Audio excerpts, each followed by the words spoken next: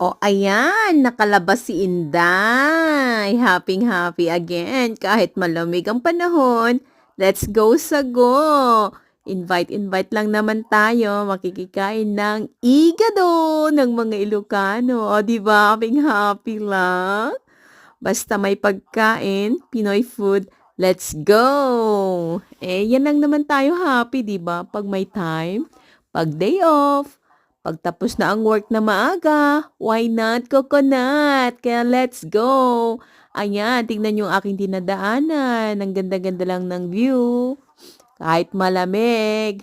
Oh, 'di ba? Wag nang porma-pormahan 'yan.